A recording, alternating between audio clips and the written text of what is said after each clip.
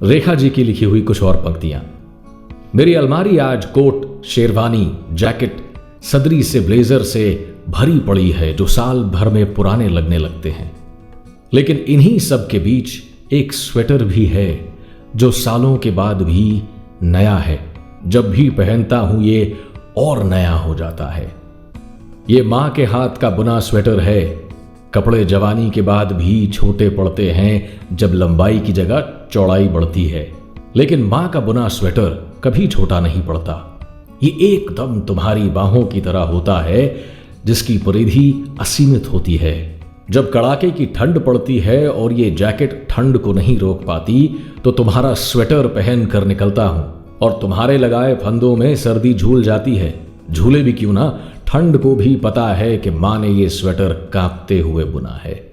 आज जब रिश्तों को बिखरते देखता हूं तो तुम्हारा स्वेटर बुनना बहुत याद आता है। एहसासों का ऊन लेकर ममता और धैर्य की 2 सलाइयों से तुम जीवन को बुन देती थी। तुम स्वस्थ रहो या बीमार, घर में रहो या बाजार, ये सलाइयां थमने का नाम ही नहीं लेती थी। मैं हर विशेष मौके पर इस स्वेटर को पहनता हूं जिसके कुछ फंदे उधड़ गए हैं। एक इंटरनेशनल कॉन्फ्रेंस में सूट बूट टाई वाले मुझे देखकर हंस रहे थे और मैं उन पर हंस रहा था। शायद उनकी मां ने उनके लिए स्वेटर नहीं बुना होगा। मां के स्वेटर ने सिखाया है बने हुए और बुने हुए में बड़ा अंतर होता है। बना हुआ सलीके से बनता तो है लेकिन उधड़ता बेतरतीब है। बुना हुआ उधड़ता भी सलीके से है। मां की स्वेटर जब बुन जाती थी वो मुझे पहनाकर इठलाती थी। तुमने सर ऊंचा करना सिखाया है, शायद इसीलिए स्वेटर में कॉलर नहीं लगाया है।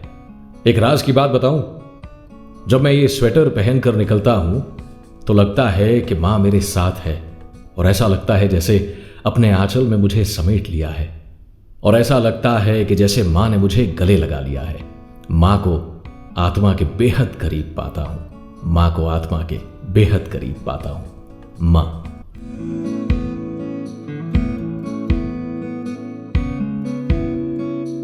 You're watching फिर ले आया दिल with विनीत।